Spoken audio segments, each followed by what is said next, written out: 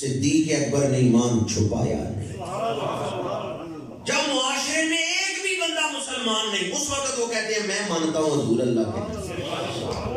کتنے بہادر ہیں. آج کل تو 1.5 ارب کلمہ گو ہے نا. آج کل کوئی کلمہ پڑھے مشکل ہے. آج کل کلمہ پڑھنا مشکل نہیں ہے. جس دور میں ایک بھی مسلمان معاشرے میں نہیں، اس دور میں اب اسلام قبول کرنے کا دروازہ آپ نے کھولا. قیامت تک لوگ کلمہ پڑھتے رہیں گے. اور یاد رکھیں جس نے قیامت تک کلمہ پڑھا ساری امت کا ایمان ترازو کے ایک پلڑے میں رکھے، اور جس نے سب سے پہلے پڑھا اس کا ایمان ایک پلڑے میں رکھے. تو میرے آقا کریم فرماتے ہیں لو وزنا ایمان ابی بکر ما جمیع امتی لراجع. اگر ابو بکر کا ایمان ترازو کے ایک پلڑے میں ہو، دوسرے پلڑے میں ساری امت کا ایمان ہو، ابو بکر کا ایمان وزنی ہے. اور کس کو تولا جائے؟ ایمان کو. لو وزنا ایمان ابی بکر. اگر ابو بکر کا ایمان، اچھا ایمان کا بھی کوئی وزن ہوتا ہے. یاد رکھیں ایمان کا بھی وزن ہوتا ہے. ہر کسی کا ایمان ایک درجے کا نہیں ہے. اعمال کا بھی وزن ہوتا ہے. قیامت کے دن اعمال صرف گنے ہی جائیں گے یا تولے بھی جائیں گے؟ بھی ایک بندے پر 20 سال کی نمازیں فرض تھیں، کیا اس نے 20 سال نمازیں پڑھی ہیں؟ کتنی پڑھی ہیں کتنی چھوڑی ہیں؟ صرف گنتی ہوگی یا نمازوں کو تولا بھی جائے گا؟ وزن ہوگا اعمال کا. ایک پلڑے میں نیکیاں، ایک پلڑے میں گناہ. اعمال کا وزن کیا جائے گا، صرف گنتی نہیں، صرف تعداد نہیں دیکھی جائے گی. بھئی ٹھیک ہے اتنی نمازیں فرض تھی اس نے ساری پڑھ لی ہیں یہ بخش دیا گیا، نہیں، بلکہ یہ دیکھا جائے گا اس کے اعمال کے اندر وزن کتنا ہے. وزن سے کیا مراد ہے؟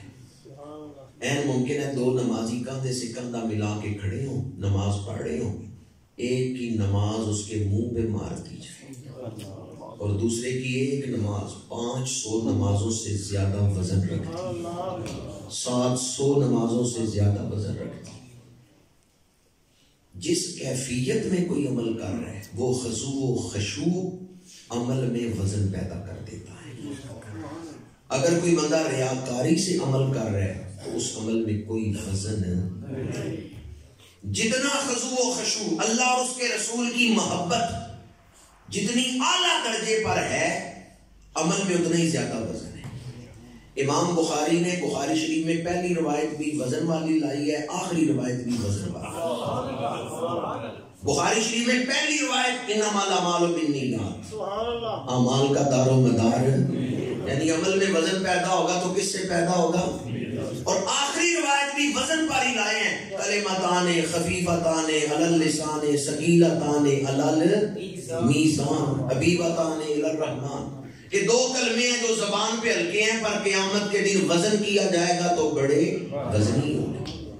تو اعمال صرف گنے ہی نہیں جائیں گے بلکہ ان کا وزن بھی ہوگا. اچھا آپ کسی بندے کے عمل کا وزن کر سکتے ہیں؟ میں تقریر کر رہا ہوں تو نیت بتا سکتے ہیں؟ نہیں، ہم ظاہر ہی دیکھتے ہیں، دل کی نیت نہیں ہم دیکھتے. اللہ نے اپنے محبوب کو وہ نظر عطا فرمائی ہے حضور ظاہر بھی دیکھ رہے ہیں باطن. یہ بھی بخاری شریف کے حدیث ہے، لا یخفی علی رکوعکم ولا خضوعکم.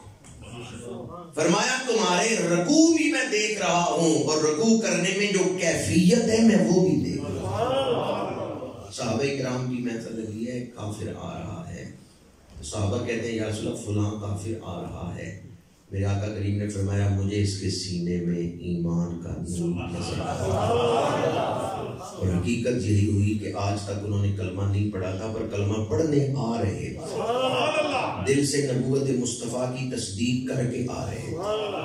کلمہ انہوں نے آ کے محفل میں پڑھا ہے پر حضور فرماتے ہیں مجھے اس کے سینے میں ایمان نظر آ رہا ہے، نور نظر آ رہا ہے، یہ میری محبت لے کے آ رہا ہے. جب کسی کی افضلیت کی بات ہوگی تو صرف ظاہری اعمال نہیں بلکہ حضور نے کیا بیان فرمایا ہے، اگر ایمان کا وزن کیا جائے تو ابو بکر کا ایمان سب کے ایمان سے وزن اعلیٰ ہے. حضرت سیدنا صدیق اکبر رضی اللہ تعالیٰ عنہ کلمہ پڑھ کے گھر جا کے اپنے کاموں میں نہیں مصروف ہو گئے، بلکہ زندگی حضور کے نام کر دی، آخری سانس تک رسول اللہ کی خدمت کی ہے۔ جس دن کلمہ پڑھا اس دن سے لے کے وصال تک زندگی حضور کے لیے گزاری۔ 40,000 درہم تھے آپ کے پاس جب آپ نے اسلام قبول کیا، وہ 40,000 درہم اسلام پر خرچ دیے۔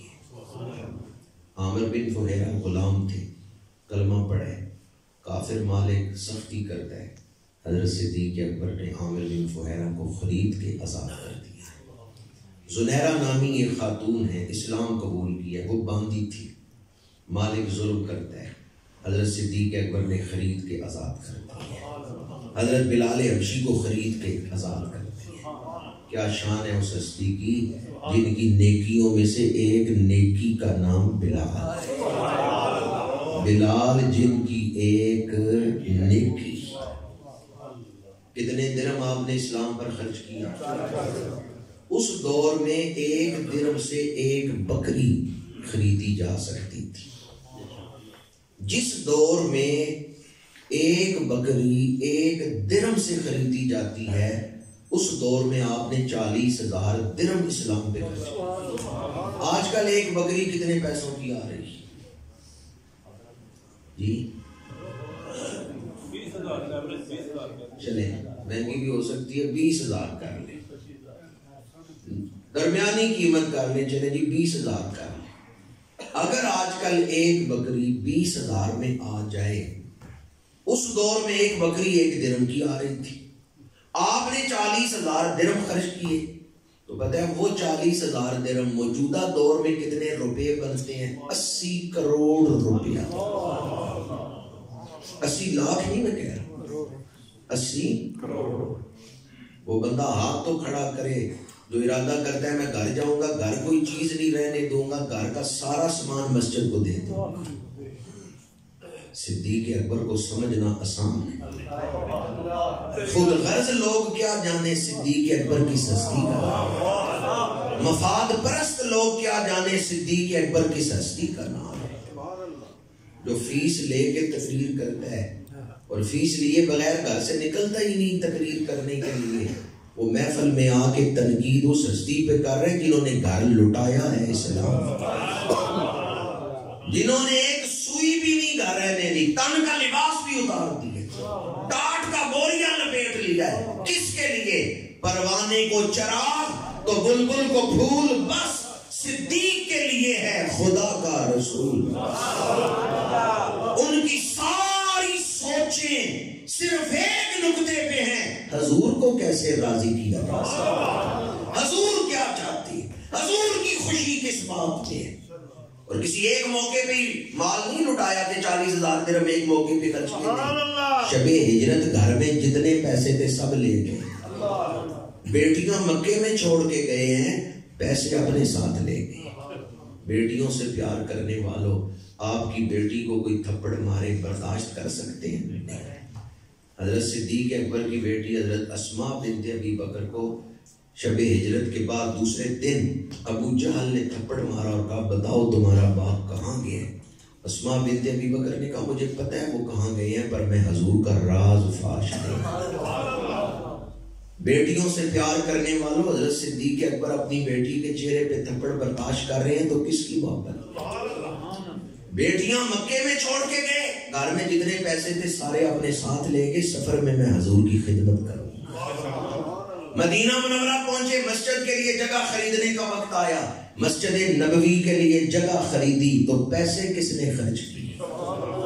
سب سے پہلے مسجد نبوی کے لیے جگہ خریدی گئی تو حضرت صدیق اکبر کے پیسوں سے۔ میں اور آپ ریاض الجنہ میں 2 نفل پڑھ کے آئے تو بڑے خوش ہوتے ہیں کہ میں نے ریاض الجنہ میں نفل پڑھے۔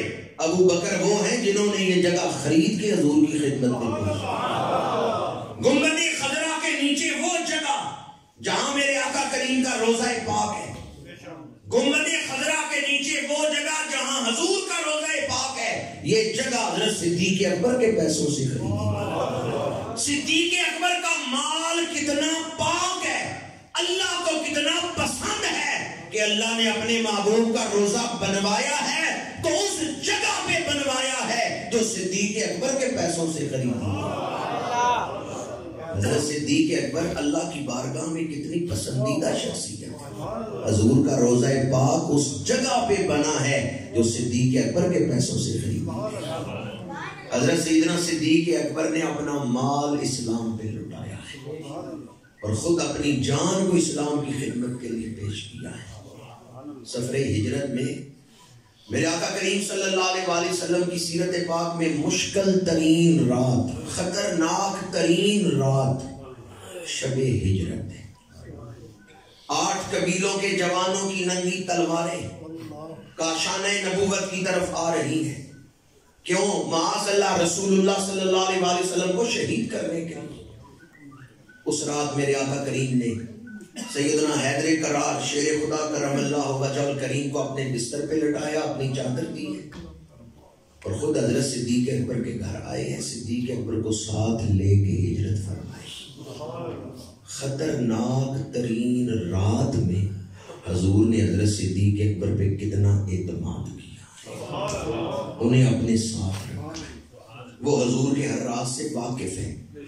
رات خطرناک ترین ہے. صدیق اکبر کے گھر والے بھی اس راز سے واقف ہے کہ حضور کہاں تشریف لے رہے ہیں. حضور نے کتنا غیر معمولی اعتماد فرمایا ہے. اور یہاں یہ بات بھی عرض کرتا چلو بستر پہ کس کو لٹایا ہے؟ جی کیا لوگوں نے حضرت علی شیر خدا کو اپنے بستر پہ لٹایا ہے اور خود کس کی گود کو اپنا بستر بنایا ہے؟ جی اپنا سرحانہ تو حضرت مولا علی شیر خدا کو دے گئے اور صدیق اکبر کی گود کو اپنا سرحانہ بنایا. ان کی گود میں سر رکھ کے خدا رحم فرمائے مولا علی بھی ہمارے ہیں، صدیق اکبر بھی. آج بعض لوگ جدا جدا کر کے بیان کر رہے ہیں. حضرت سلطان باہو رحمت اللہ تعالیٰ علیہ کی کتاب ہے عقل بیدار، اس میں وہ فرماتے ہیں میں رافضیوں سے بھی بیزار ہوں، میں خارجیوں سے بھی بیزار ہوں. میرا رافضیوں اور خارجیوں سے کوئی تعلق نہیں، میرا تعلق اہل سنت و جماعت سے. حضرت سلطان باہو رحمت اللہ تعالیٰ علیہ. اور پھر آگے آپ فرماتے ہیں میں نے ایک تعویذ بنایا، اس کو دیکھا کرو تمہیں حضور کی مجلس نصیب ہو جائے. اور اس تعویذ میں پہلے آپ نے 4 خلفائے راشدین کے نام لکھے ہیں، پھر حسنین کریمین، پھر سیدہ خاتون جنت اور پھر حضرت غوث اعظم شیخ عبد القادر جیلانی. فرمایا جو ان 8 ہستیوں سے محبت کرے گا، ان کا ادب دل میں رکھے گا، اسے حضور کی مجلس نصیب. مولا علی بھی ہمارے ہیں اور صدیق اکبر بھی ہمارے ہیں. مرکز محبت رسول اللہ ہے، مرکز محبت مرکز ایمان حضور ہیں. حضور کی ہر نسبت کا ادب ہمارے اوپر فرض ہے. اہل بیت حضور کے، صحابہ حضور کے، حضور کی نسبت سے اہل بیت کا ادب بھی ہمارے اوپر فرض ہے اور صحابہ کا ادب بھی ہمارے اوپر فرض ہے. اتنوں کے